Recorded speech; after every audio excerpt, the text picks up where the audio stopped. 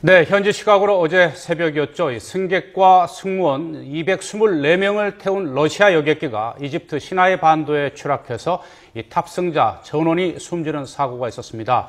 이 추락 원인을 놓고 여러 가지 설이 제기되고 있습니다. 네, 이호일 중원대 항공운항학과 교수와 함께 이번 사고에 대해서 자세히 알아보도록 하겠습니다. 교수님 안녕하세요. 네, 안녕하십니까. 네, 이 교수님. 네. 이 여객기가 이제 이 교신이 끊기기 직전에 이 무선 통신 장치가 고장이 나서 비상 착륙을 해야 될 것 같다. 이렇게 한 뒤에 이제 사고가 발생을 했는데요. 이것만 가지고 어떤 상황이었다고 좀 추정을 할 수가 있을까요? 그러니까 통상적으로 이제 무선 통신 자체 하나만 가지고서는 이제 비행하는 데는 뭐 문제점은 없습니다. 네. 근데 일단 기장이 이제 무선 통신 장비가 이제 고장이 난 상태에서 비상 착륙을 하겠다. 그랬을 때는 이제 비상 착륙을 할 때는 부수적으로 잦은 이제 기체 결함이 있지 않았나 복합적으로 그렇게 보고 있습니다. 무선 통신 장치라는 게 어떤 장치죠? 주로 이제 무선 통신 장치라고 그러면은 이제 비행기끼리 교신하는 그런 그 통신 장치도 이제 비행기 내부에 있고요. 또 이제 관제탑이나 항공기를 관제하는 관제소, 또 이제 이번 것이 그 샤르멜 셰이크에서 피터스버그까지 이제 비행하는 그런 과정에는 여러 국가를 거치게 됩니다. 그런 국가를 거쳐가는 과정에서 중간중간에 자기 위치라든가 또 위치를 지상에서 확인할 필요가 있고 자기도 어디 지나가고 있는지 확인할 필요가 있기 때문에 물론 이제 항공기상에 다 이제 표시가 되긴 되지만은 교신을 하면서 쭉 비행을 합니다. 네. 그런데 이렇게 이제 비상 착륙을 해야 되겠다고 요청을 한 뒤에 실질적으로 뭐 SOS라든지 긴급 어떤 구호 신호 같은 것을 뭐 이집트 이 당국에서는 받은 바가 없다 이렇게 얘기하고 있지 않습니까? 그럼 이런 상황은 이미 이제 손을 쓸 수 없는 상황이 돼서 그렇습니다. 그런 건가요? 통상적으로 이제 비상 착륙을 하겠다 그렇게 이제 기장이 얘기를 하게 되면은 대부분 이제 그 자기의 그 현 상태를 공중에 떠 있는 같은 관제 주파수 대역에 있는 다른 항공기한테 얘기를 해서 그 교신 우선순위라든가 통행 우선순위를 받게 됩니다. 근데 이제 그런 게 없는 상태에서 바로 추락하고 이어졌다는 거는 통상적으로 뭐 대부분의 항공기 사고는 거의 뭐 한 70% 이상이 이착륙 중에 일어나거든요. 기체 결함을 동반해서. 근데 이제 순항 중에 일어나는 그런 그 항공기 사고는 거의 전 세계적으로 봤을 때 5% 미만입니다. 순항 중에 일어날 수 있는 사고는 크게 이제 세 가지 유형으로 될 수가 있는데 뭐 항공기 엔진이라든가 기체 결함, 이제 조종 장치, 자동차도 마찬가지지만은 엔진이 이상이 있거나 조향 장치 핸들에 이상이 있으면은 가지 못하지 않습니까? 항공기도 똑같습니다. 그래서 엔진이나 이 항공기 운행하는 그런 이제 이 운항 장치, 조종 장치에 이상이 있는 경우에는 뭐 운항을 못 하고요.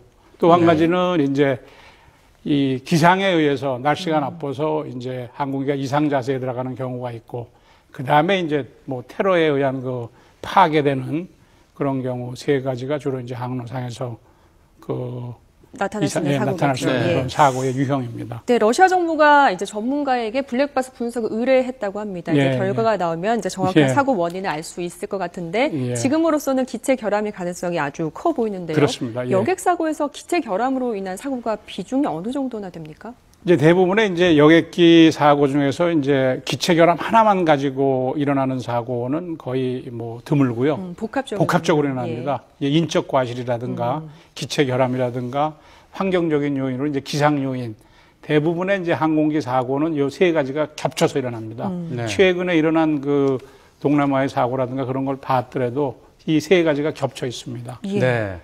자, 근데 이 추락 지점이 시나이 반도 이 중북부 지역이다 보니까 얘가 이제 이슬람 급진 무장 세력들이 점거하고 있는 그런 지역이다 보니까 이게 이륙한 지 한 20여 분이 지나서 이런 사고가 났기 때문에 이게 테러에 의한, 쉽게 말하면 뭐 이 지대공, 뭐 이런 미사일로 인한 격추 사고 아니냐, IS 세력은 그렇게 주장을 하고 있는데 이제 이집트나 러시아 측은 오히려 그런 건 아니다 이렇게 얘기를 하고 있습니다. 이 교수님이 보실 때 그런 가능성에 대해서는 어떻게 보십니까?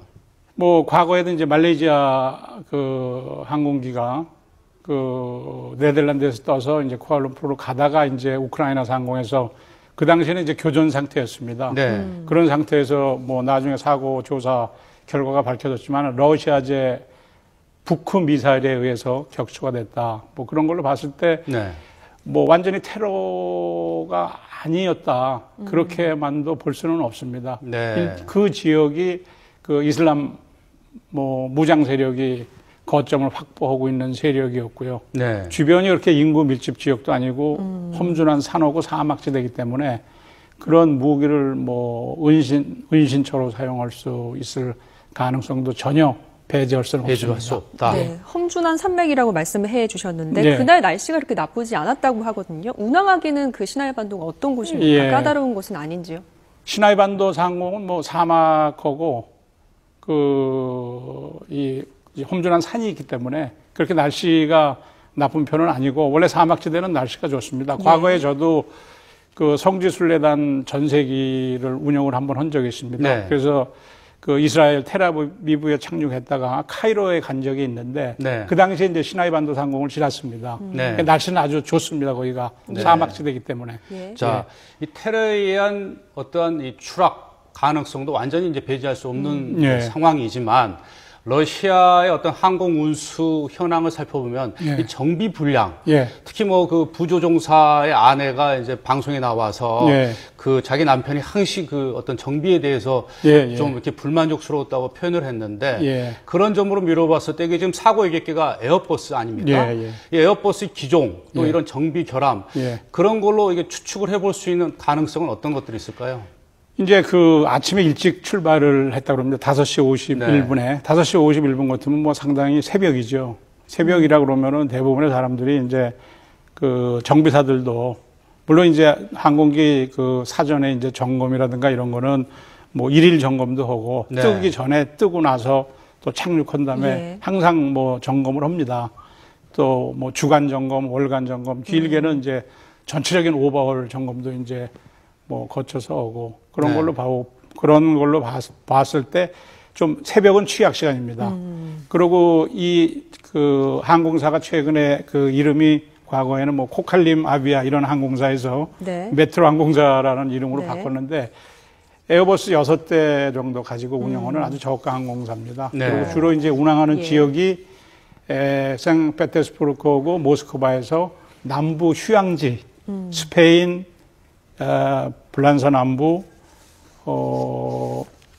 이태리, 터키, 에집트, 샤르멜-셰이크 그런 정도 운항하는 그런 그 항공사인데 뭐 지역에 갖고 있는 저가 항공사이기 때문에 네. 그렇게 충분한 정비 인력 운영이라든가 또 그런 정비 불량 같은 것도 충분히 전혀 예 이 유추해 볼 수 아니다 있다. 그렇게 네. 말은 못할 정도로 블랙박스를 수거했을 경우에는 좀 정확한 예, 자세하게 나올 것 원인이 좀 같습니다. 밝혀지겠죠? 예, 예. 네, 오늘 말씀 여기까지 듣도록 하겠습니다. 예. 지금까지 중원대학 이호일 항공운항학과 교수였습니다. 고맙습니다. 예 감사합니다.